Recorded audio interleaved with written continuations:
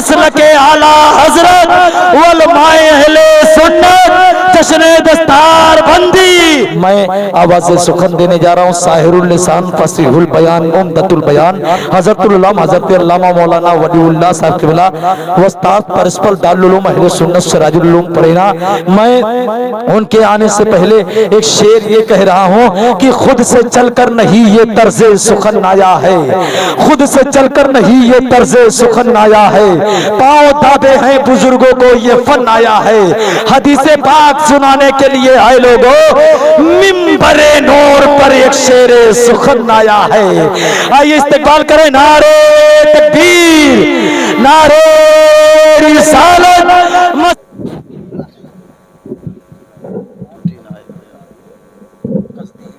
ہاں ہاں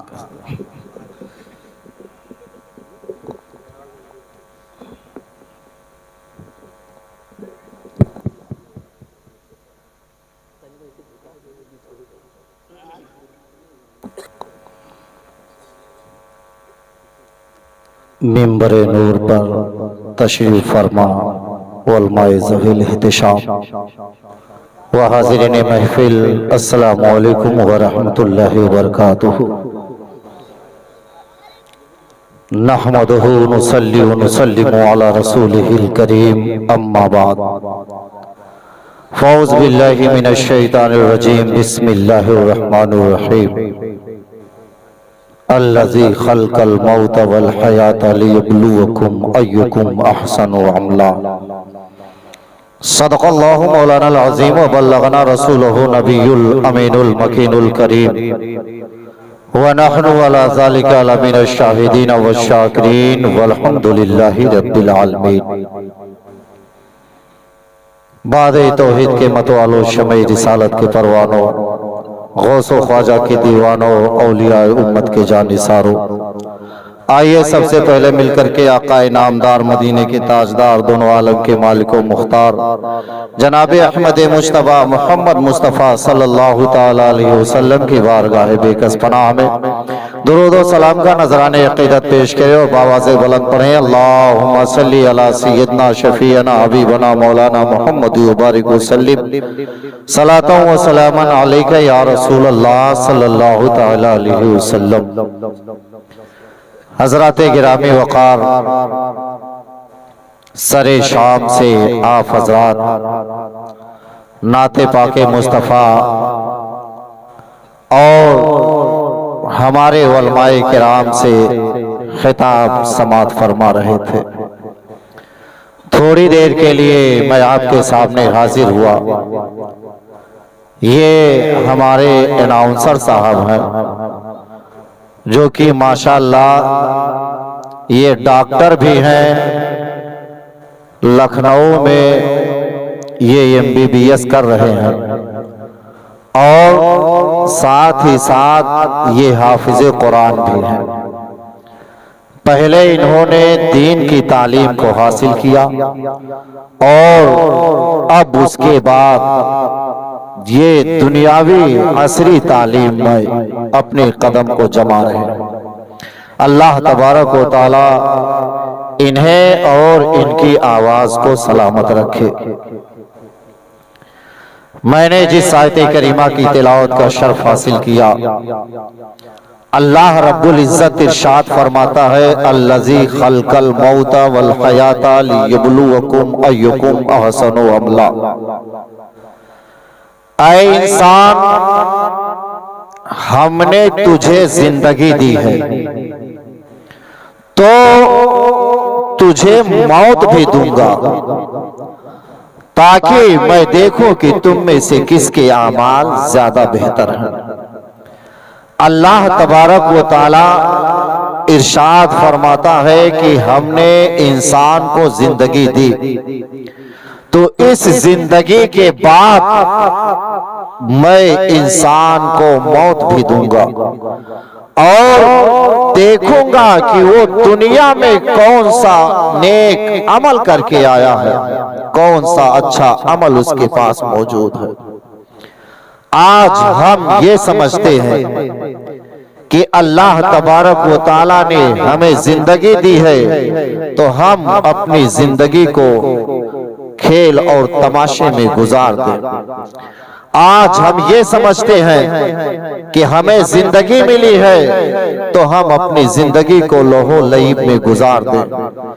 لیکن اللہ رب العزت ارشاد فرماتا ہے کہ اس زندگی کے بعد تمہیں موت بھی ملے گی، اس زندگی کے بعد تمہیں موت آئے گی اور اللہ رب العزت دیکھے گا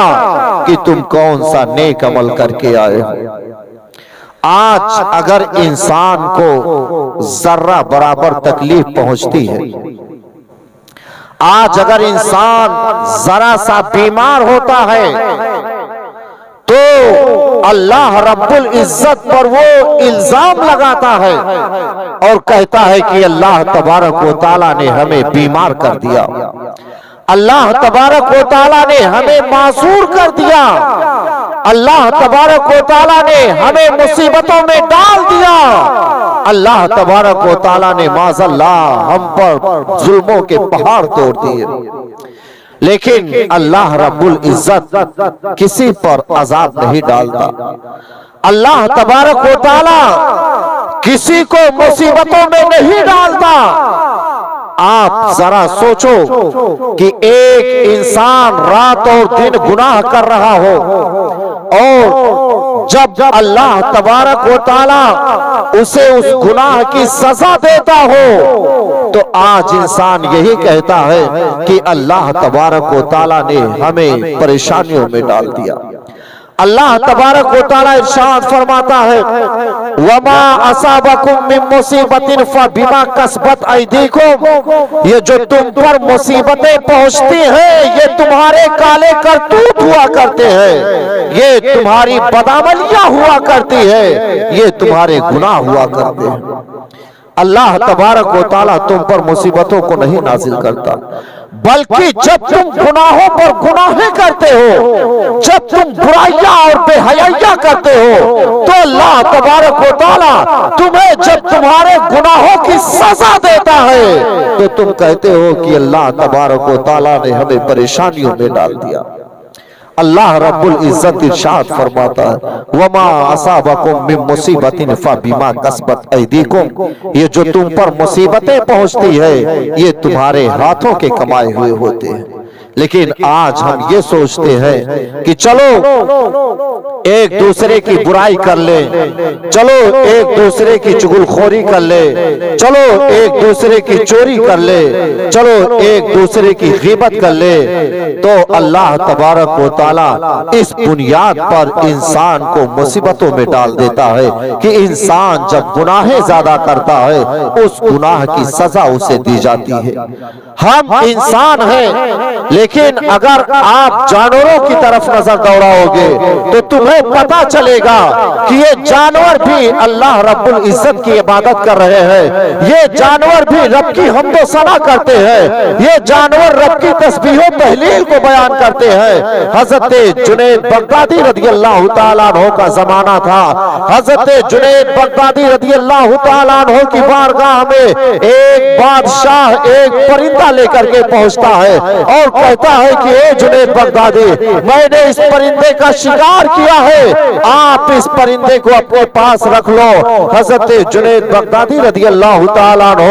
اس پرندے کو پکڑتے ہیں اور پکڑنے کے بعد آپ نے ایک پنجرے میں قید کر دیا۔ حضرت جنید بغدادی رضی اللہ تعالیٰ عنہ نماز ادا کرتے ہیں، وہ پرندہ آپ کو دیکھ رہا ہے۔ حضرت جنید بغدادی رضی اللہ تعالیٰ عنہ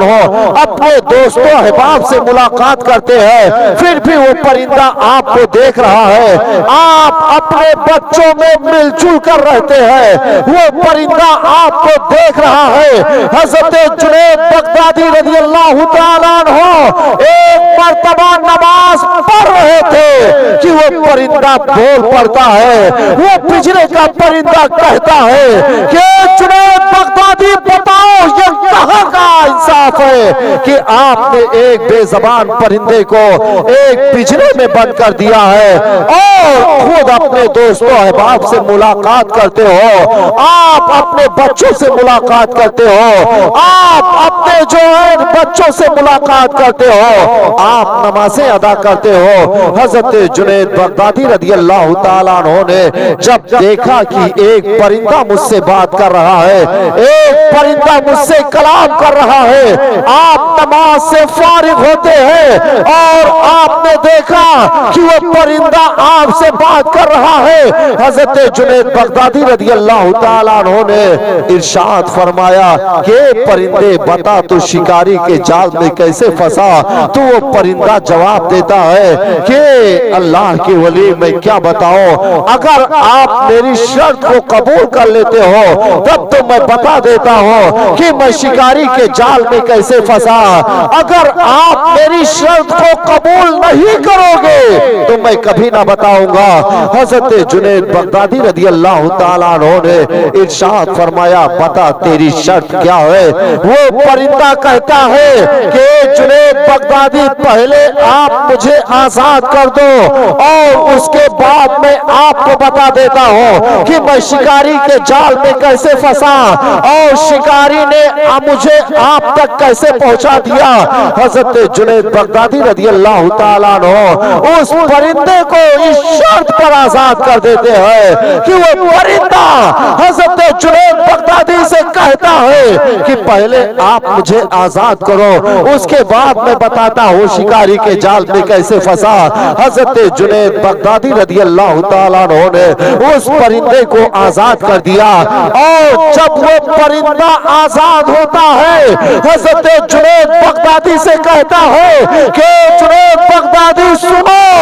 मैं रोजाना अल्लाह की इबादत किया करता था, लेकिन एक दिन ऐसा हुआ कि मैं रब की इबादत को छोड़ दिया और जिस दिन मैंने रब की इबादत को छोड़ा उसी दिन मुझे शिकारी ने अपने जाल में फंसा लिया और आप तक पहुंचा दिया। हजरत जुनैद बगदादी रज़ी अल्लाह ताला अन्हु इरशाद फरमाते हैं कि ये एक बेज़बान परिंदे का हाल होता है कि अगर एक दिन वो अल्लाह की इबादत को छोड़ दे तो वो शिकारी के जाल में फंस जाया करता है। आज इंसान गुनाहों पर गुनाहें करता है और जब वो मुसीबतों में फंसता है तो इंसान यही कहता है कि अल्लाह तबारक व तआला ने हमें मुसीबतों में डाल दिया है, हमें परेशानियों में डाल दिया है। लेकिन अल्लाह रब्बुल इज्जत इरशाद फरमाता है कि ए लोगों, हमने तुम्हें जिंदगी दी है तो इस जिंदगी के बाद तुम्हें मौत भी दूंगा और मैं देखूंगा कि तुम में से किसके अमाल ज्यादा बेहतर है। इंसान जब नेक अमल करता है, इंसान जब परहेजगारी को अपनाता है, इंसान जब तकवा और तहारत को अपनाता है, इंसान जब नमाजी और मुत्तकी हो जाया करता है तो अल्लाह तबारक व तआला उससे सारी मुसीबतों को दूर कर दिया करता है, सारी परेशानियों को दूर कर दिया करता है। वो इंसान गुनाहों से जब पाको साफ होता है तो अल्लाह रब्बुल इज्जत उससे सारी परेशानियों को दूर कर दिया करता है, सारी मुसीबतों को टाल दिया करता है। लेकिन आज अगर इंसानों का हाल देखा जाए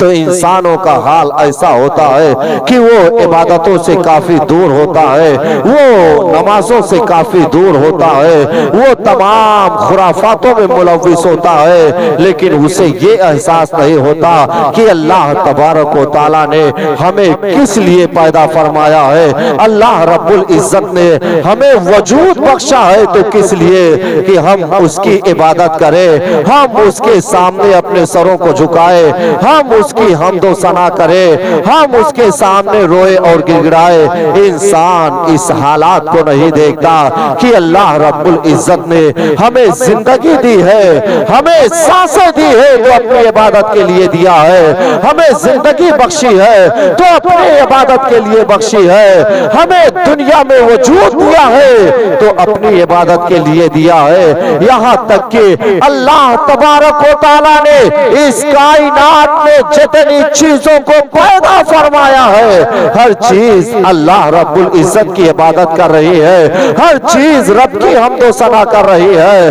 اور جو چیز رب کی عبادت نہ کرے پھر اسے دنیا میں رہنے کا کوئی حق نہیں بنتا ہے، اسے دنیا میں جینے کا کوئی حق نہیں بنتا ہے۔ ہمیں چاہیے کہ سب سے پہلے ہم اللہ رب العزت کی عبادت کریں، ہم نماز پڑھیں، یہ نماز ہمیں بے حیائی اور برائیوں سے روک دیا کرتی ہے، یہ نماز ہمیں دنیا کی خرافاتوں سے روک دیا کرتی ہے، یہ نماز ہمیں جہنم سے روک دیا کرتی ہے، یہ نماز ہمارے لیے سب سے اہم عبادت ہوا کرتی ہے۔ اگر انسان نمازی ہوتا ہے تو اللہ تبارک و تعالیٰ اس کے گناہوں کو معاف فرما دیتا ہے، اس کے درجات کو بلند کر دیتا ہے۔ اگر انسان نمازی ہوتا ہے تو اللہ تبارک و تعالیٰ